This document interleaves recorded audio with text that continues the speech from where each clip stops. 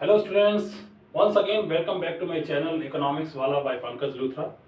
Guys, as you know आपकी date sheet आ चुकी है क्लास 12 की, तो अब टाइम है फाइनल रिवीजन का, फुल एंड फाइनल तैयारी का। तो अगर आप भी इकोनॉमिक्स में 100 आउट ऑफ 100 मार्क्स स्कोर करना चाहते हैं तो आने वाले 20 दिनों की जितनी भी वीडियोस हैं उनको जरूर देखिएगा, क्योंकि इन वीडियोस के अंदर हम कवर करेंगे वो सारे इंपॉर्टेंट टॉपिक जो आपके एग्जाम में आने वाले हैं।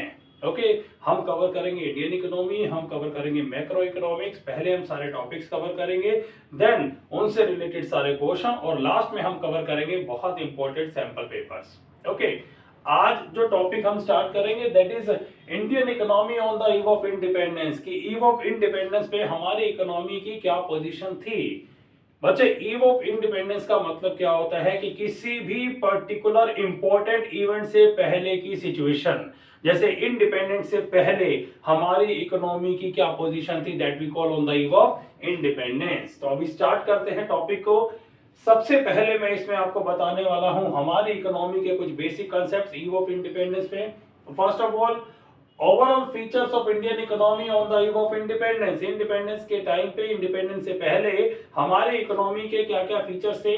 सबसे पहला फीचर था stagnant economy showing insignificant rise in GDP. हमारी जो इकोनॉमी थी वो बिल्कुल रुकी हुई थी, कहीं पर भी ग्रोथ शो नहीं हो रही थी, जीडीपी बिल्कुल डाउन था, कहीं पर गुड्स एंड सर्विसेज में कोई ग्रोथ नहीं हो रहा था। तो हमारी इकोनॉमी बिल्कुल स्टैग्नेंट, मतलब रुकी हुई इकोनॉमी बन चुकी थी हमारी।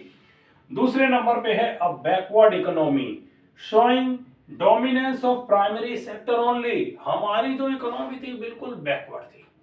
बैकवर्ड क्यों थी? क्योंकि हम लोग पूरी तरह से डिपेंडेंट थे प्राइमरी सेक्टर मतलब एग्रीकल्चर के ऊपर, और सेकेंडरी और टर्शरी सेक्टर का कोई रोल ही नहीं था हमारे पास। मतलब ना तो हम मैन्युफैक्चरिंग में कहीं पर एग्जिस्ट कर रहे थे, ना सर्विस सेक्टर में कहीं पर एग्जिस्ट कर रहे थे। और बच्चे, कोई भी इकोनॉमी तब तक डेवलप नहीं होती है जब तक कि वहां पर मैन्युफैक्चरिंग और सर्विस सेक्टर ग्रो ना करे, और मोर इंपॉर्टेंट मैन्युफैक्चरिंग सेक्टर, जो हमारी इकोनॉमी में बिल्कुल भी नहीं था। Then is agriculture, the primary source of livelihood. On the eve of independence, हमारी कंट्री में लोगों का जो मेन ऑक्यूपेशन था, जो लाइवलीहुड का मेन सोर्स था, जहां से उनकी कमाई आती थी, जहां से उनका घर चलता था, that was agriculture. Then is bleak industrial and industrialisation and lack of large scale industry. अगर मैं बात करूं इंडस्ट्रियलाइजेशन की तो बहुत थोड़ा था, बहुत थोड़ा। ओके, और लार्ज स्केल इंडस्ट्री की उसमें बात करें तो वो तो थी नहीं। ओके, इंडस्ट्रियलाइजेशन बहुत छोटे लेवल पे था और लार्ज स्केल इंडस्ट्री बिल्कुल भी नहीं थी हमारे पास। Heavy dependence on import indicating low level of domestic output. हमारे पास अगर मैं एक्सपोर्ट इंपोर्ट की बात करूं तो इंपोर्ट बहुत ज्यादा, फिनिश गुड्स का स्पेशली इंपोर्ट बहुत ज्यादा कर रहे थे, बिकॉज आपको पता है we were the net exporter of raw material and the importer of the finished goods that has been made in Britain। तो वहां पर जो भी सामान बनता था उसका इंपोर्ट किया जाता था। इंडिया एक बहुत बड़ी मार्केट बन चुका था उन लोगों के लिए। तो हमारे यहाँ पर डिपेंडेंस किस पे थी? इंपोर्ट पे थी।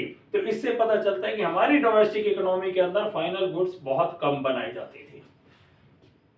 लिमिटेड अर्बनाइजेशन, अर्बनाइजेशन बहुत लिमिटेड था।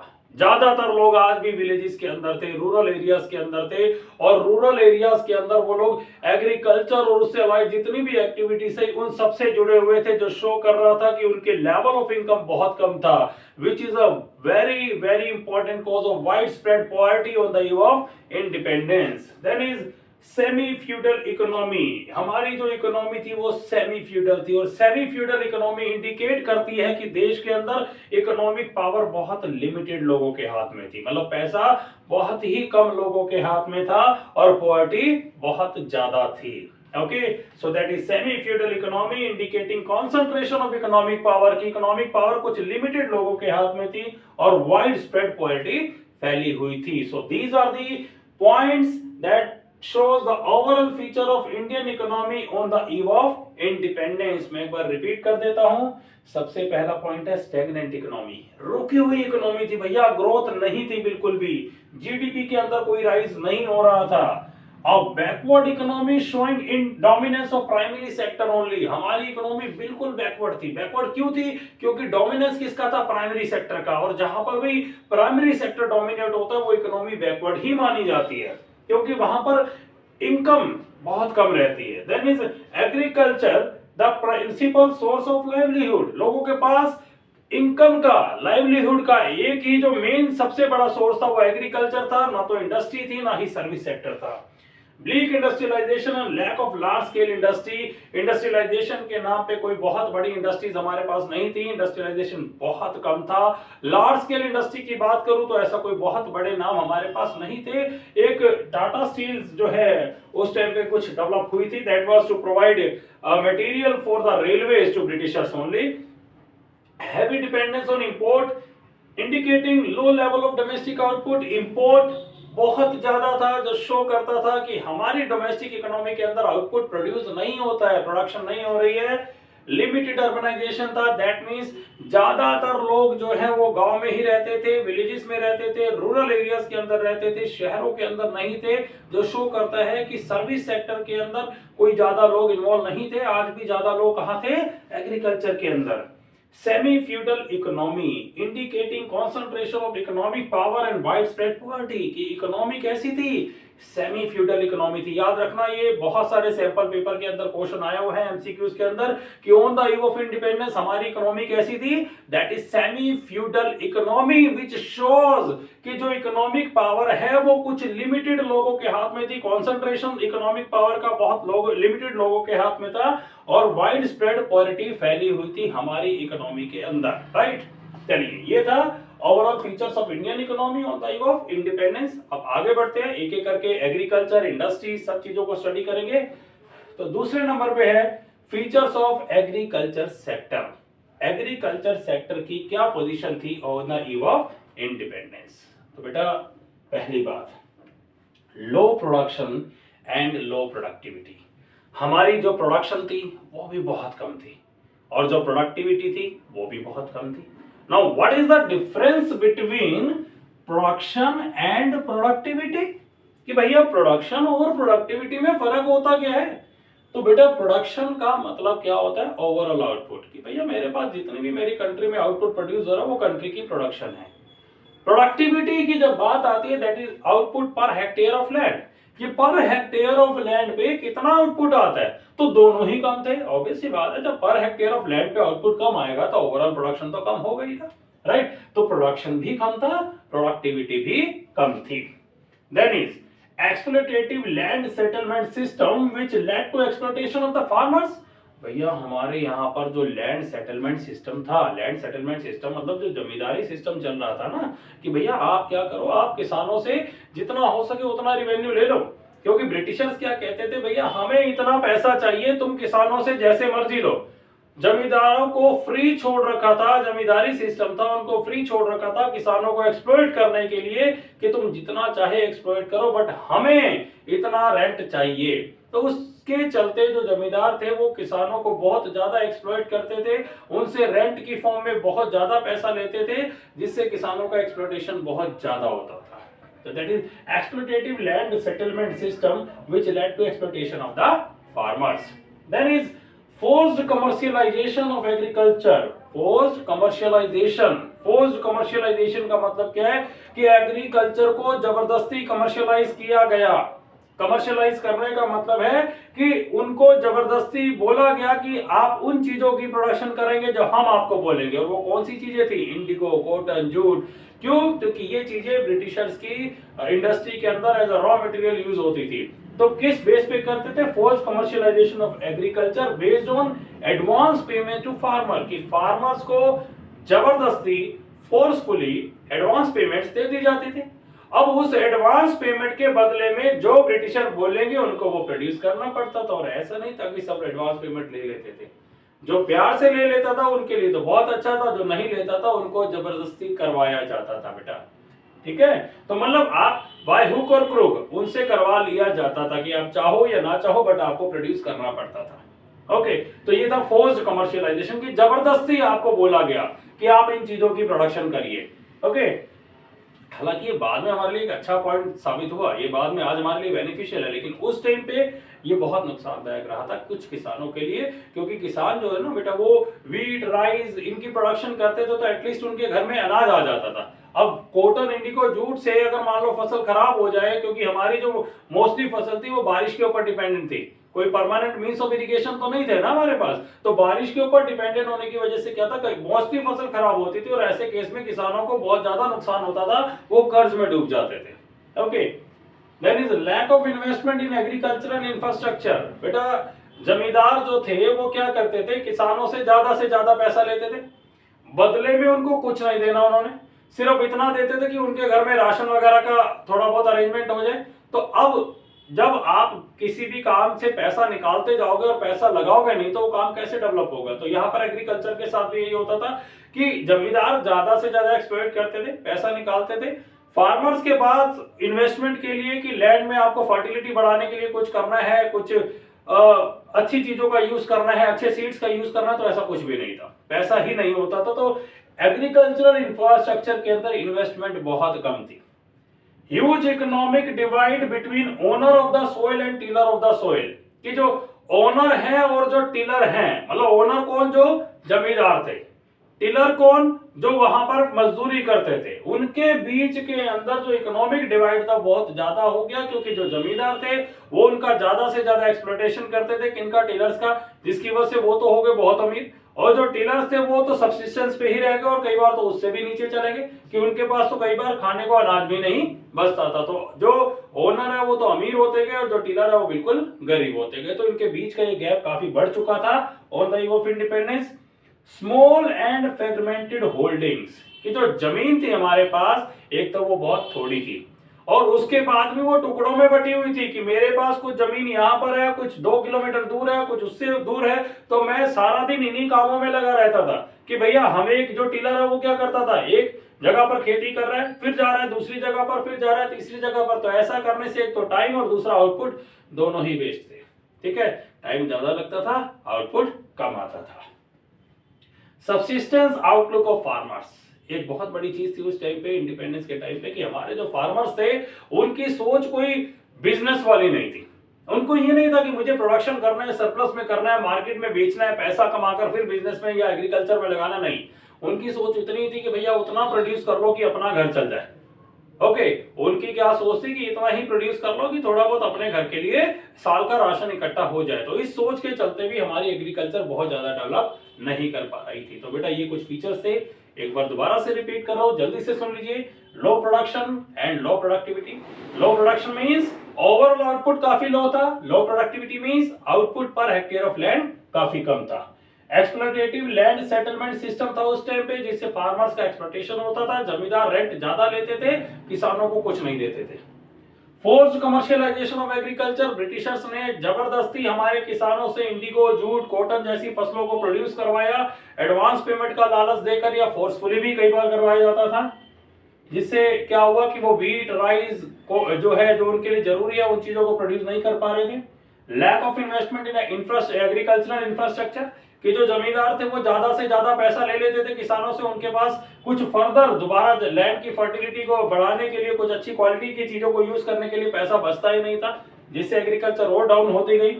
Huge economic divide between owner of the soil and tiller of the soil, कि जो ओनर थे, जो जमींदार थे, वो तो एक्सप्लॉइट कर करके अमीर होते गए, जो किसान थे वो बिल्कुल गरीब होते गए, जो टिलर्स थे वो बिल्कुल गरीब होते गए, तो उनके बीच में इकोनॉमिक डिवाइड बढ़ता गया। स्मॉल एंड फ्रेगमेंटेड होल्डिंग्स, कि जो जमीन थी वो बहुत थोड़ी सी थी और वो भी टुकड़ों में बटी हुई थी, कुछ जमीन यहाँ पर, कुछ दूसरी जगह पर, तो इससे भी किसानों को काफी नुकसान होता था। सब्सिस्टेंस आउटलुक ऑफ फार्मर्स, की जो किसानों की सोच थी वो सब्सिस्टेंस थी, कि वो इतना ही प्रोड्यूस करते थे कि उनके घर का खर्चा चल सके, उससे ज्यादा कुछ प्रोड्यूस नहीं करते। तो एग्रीकल्चर के बाद जो हमें टॉपिक अब डिस्कस करना है, that is the principal feature of industrial sector on the eve of independence. की इंडिपेंडेंस से पहले हमारी कंट्री में इंडस्ट्रियल सेक्टर की क्या पोजीशन थी।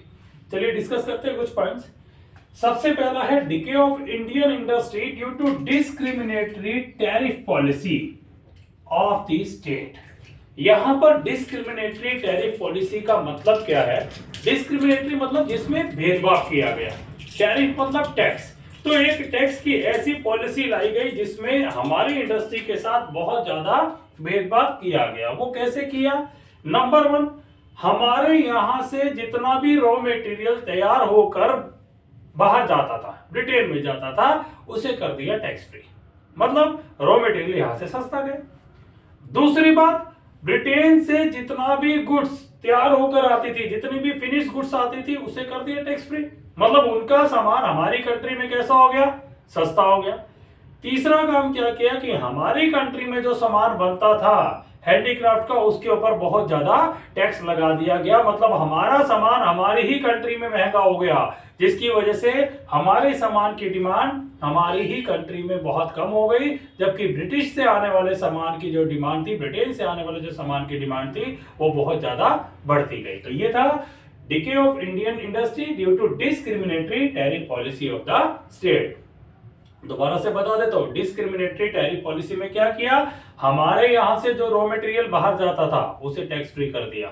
मतलब भैया यहां से रॉ मटेरियल सस्ता जाने लगा। नंबर टू, बाहर से जो फिनिश गुड्स आती थी, जो ब्रिटेन से तैयार होकर गुड्स आती थी, वो भी टैक्स फ्री भैया। मतलब उसके ऊपर भी कोई टैक्स नहीं है, तो वो चीजें हमारी कंट्री में सस्ती पड़ती थी। नंबर थ्री, हमारा हैंडीक्राफ्ट जो हमारी ही कंट्री में बनता था, उसको कर दिया टैक्सेबल। मतलब उसके ऊपर हैवी टैक्स ड्यूटीज लगानी शुरू कर दी। और जो हमारा यहाँ से फिनिश गुड्स बाहर भी अगर कुछ जाते थे, उसके ऊपर भी हैवी टैक्स ड्यूटी लगा दी, जिससे इंटरनेशनल मार्केट में भी हमारे गुड्स की डिमांड कम होती गई और डोमेस्टिक मार्केट में भी हमारे गुड्स की डिमांड कम होती गई। और अल्टीमेटली इस डिस्क्रिमिनेटरी टैरिफ पॉलिसी के चलते हमारी जो इंडियन इंडस्ट्री है वो धीरे धीरे डिके होती गई, खत्म होती गई।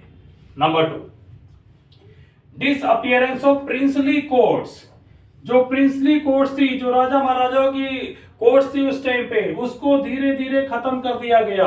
अब ये जो प्रिंसली कोर्ट्स थी, ये जो राजा महाराजा थे, ये कहीं ना कहीं अपनी जो प्रजा है, अपने जो लोग हैं, उनके फेवर में सोचते थे, ये उनके हैंडीक्राफ्ट को प्रमोट करते थे। लेकिन अब धीरे धीरे इनको भी खत्म कर दिया गया। अब राज किसका आ गया? ब्रिटिशर्स का। डिसीजंस किनके चलते थे? ब्रिटिशर्स के। लॉ एंड ऑर्डर किसका था? ब्रिटिशर्स का।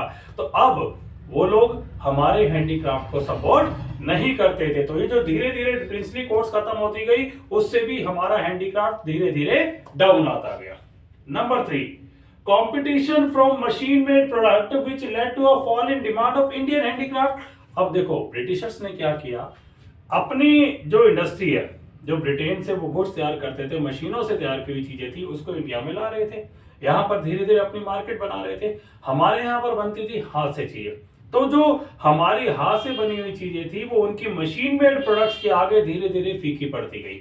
वो उनको कंपीट नहीं कर पा रही थी और अल्टीमेटली ब्रिटिशर्स के गुड्स की डिमांड बढ़ती गई और हमारे खुद के गुड्स की डिमांड बिल्कुल कम होती गई। Number four, new patterns of demand. अब ये न्यू पैटर्न ऑफ डिमांड है क्या? ये न्यू पैटर्न ऑफ डिमांड कौन कर रहा था? ये न्यू पैटर्न ऑफ डिमांड थी हमारी इंडिया के यंग जनरेशंस की। ये जो यंग जनरेशन थी, ये जो लोग थे, ये ब्रिटिशर्स को देखते थे, उनकी ड्रेसिंग सेंस को देखते थे, उनके लाइफ स्टाइल को देखते थे और ये भी वैसा बनना चाहते थे। अब जैसे हम कहते हैं ना कि वेस्टर्नाइजेशन हो रहा है हमारी कंट्री में, तो ये वेस्टर्नाइजेशन वहीं से स्टार्ट हुआ। हम लोग भी अब उन्हीं की तरह कपड़े पहनना चाहते थे, उन्हीं की तरह जूते पहनना चाहते थे, उन्हीं की तरह रहना चाहते थे। तो अल्टीमेटली जो डिमांड थी वो उनकी गुड्स की होने लगी, राइट? तो क्या था? New pattern of demand which further contributed to fall in demand of Indian handicraft. अब जब हम डिमांड ही उनकी गुड्स की करेंगे तो हमारी गुड्स की डिमांड क्या होगी? बिल्कुल डाउन हो जाएगी। तो अल्टीमेटली इससे क्या हुआ? हमारा जो इंडियन हैंडीक्राफ्ट है वो बिल्कुल डाउन आ गया। Then is introduction of railway in India which led to spread of market for British product in India. अब ब्रिटिशर्स ने एक काम किया, यहां पर रेलवे को इंट्रोड्यूस करवाया गया। किस लिए? हमारे लिए नहीं, इंडियंस के बेनिफिट के लिए नहीं, वो सिर्फ इसलिए कि वो इंडिया के कोने कोने में अपने गुड्स को पहुंचाना चाहते थे। उनको इंडिया जो है ना एक बहुत बड़ी मार्केट नजर आ रही थी अपनी फिनिश्ड गुड्स के लिए, लेकिन इंडिया के कोने कोने तक माल को पहुंचाने के लिए कोई सोर्स चाहिए था, या फिर उनका जो सामान है, रॉ मटेरियल लाना ले जाना, उनके ऑफिसर्स को लाना ले जाना, उसके लिए भी उनको दिक्कत होती थी। तो इसलिए उन्होंने रेलवे को इंट्रोड्यूस करवाया। अब रेलवे आने के बाद उनका जो सामान है इंडिया के गांव गांव तक, कोने कोने तक पहुंचने लगा, जिससे उनकी मार्केट बढ़ती गई, हमारी मार्केट बिल्कुल कम होती गई। Then is bleak growth of large scale industry in domestic economy. हमारी डोमेस्टिक इकोनॉमी के अंदर जो लार्ज स्केल इंडस्ट्री की अगर मैं बात करूं, उसकी ग्रोथ बिल्कुल भी नहीं थी। बिल्कुल एकदम हम कह सकते हैं कि डाउन थी उसकी ग्रोथ, कोई बहुत अच्छी अप्रोच नहीं थी। हम ये सोचे कि कुछ तरक्की हो रही थी, तो वो भी नहीं थी यहाँ पर। ऑलराइट,